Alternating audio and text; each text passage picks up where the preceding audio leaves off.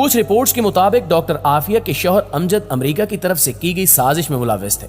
वो इस मकसद से भेजे गए थे कि डॉक्टर आफिया से इनकी रिसर्च हासिल करने की कोशिश करें, लेकिन जब कामयाब न हुए तो डॉक्टर आफिया को तलाक दे दी और डॉक्टर आफिया को अगवा करने का मंसूबा बनाया गया। दोस्तों, अमेरिका में 12 साल रहने के बाद 2002 में डॉक्टर आफिया अपनी फैमिली के साथ पाकिस्तान वापस आई। 31 मार्च 2003 के दिन कराची में डॉक्टर आफिया अपने 3 बच्चों के साथ एक टैक्सी में सवार हुई। वो इस्लामाबाद की फ्लाइट के लिए एयरपोर्ट जा रही थी, लेकिन रास्ते में कुछ लोगों ने इन चारों को रोका और टैक्सी से निकाल लिया। अगले 5 साल यानी 2008 तक वो सब गायब रहे। 2008 में अमेरिकी इदारों की तरफ से डॉक्टर आफिया के घर वालों से राब्ता किया गया और डॉक्टर आफिया के बड़े बेटे अहमद को डॉक्टर आफिया के घर वालों के हवाले कर दिया गया। इसके बाद से वो अपनी खाला डॉक्टर फौजिया और अपनी नानी के साथ रहता है। इसके बाद 2010 में डीएनए टेस्ट के बाद डॉक्टर आफिया की बेटी मरियम को डॉक्टर फौजिया के हवाले कर दिया गया। डॉक्टर आफिया को अफगानिस्तान में बगराम डिटेंशन सेंटर में रखा गया था। 2006 में मुअज्जम बेग की किताब एनिमी कॉम्बेटेंट के नाम से आई। मुअज्जम बेग बगराम और ग्वांतानामो जेल में कैदी रह चुके थे।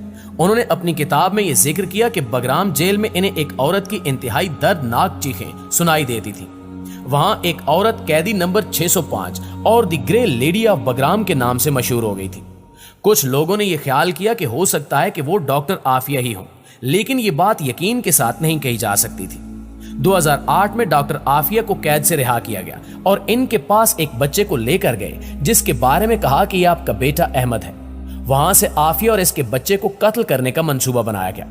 यहां से कहानी के 2 रुख शुरू होते हैं। अफगानिस्तान की तरफ से कहानी का यह रुख सुनाया जाता है कि डॉक्टर आफिया को उसके बच्चे के साथ गवर्नर हाउस की तरफ जाने के लिए कहा गया था, लेकिन वो गवर्नर हाउस की तरफ जाने की बजाय मस्जिद की तरफ गई और कमजोरी की वजह से गिर गई। जबकि दूसरी तरफ अमेरिका की तरफ से यह बयान दिया जाता है कि इनके फौजियों के पास यह खबर थी कि एक दहशतगर्द औरत आएगी जो देखने में बहुत कमजोर लगेगी लेकिन बहुत खतरनाक है। इसके साथ एक बच्चा भी होगा।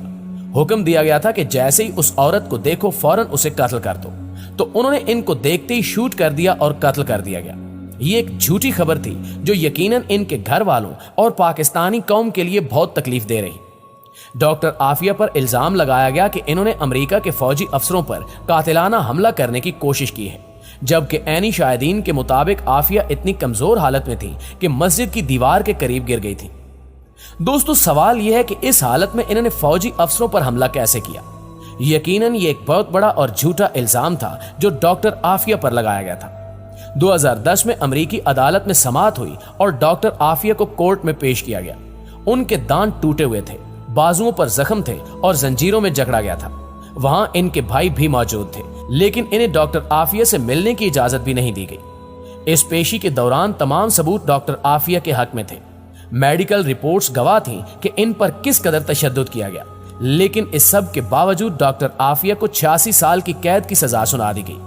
आज डॉक्टर आफिया अमेरिका की FMC कॉर्सवेल जेल में है, जिसे जहन्नुम के गड़े से तशबीह दी जाती है।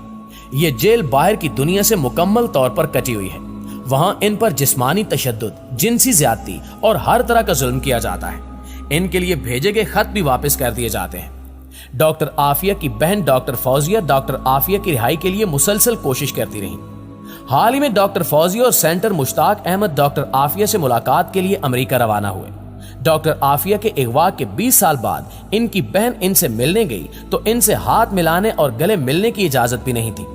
कमरे के एक हिस्से में कौम की बेटी डॉक्टर आफिया थी और दूसरी तरफ डॉक्टर फौजिया, सेंटर मुश्ताक अहमद और इनके वकील। दरमियान में शीशे की दीवार थी।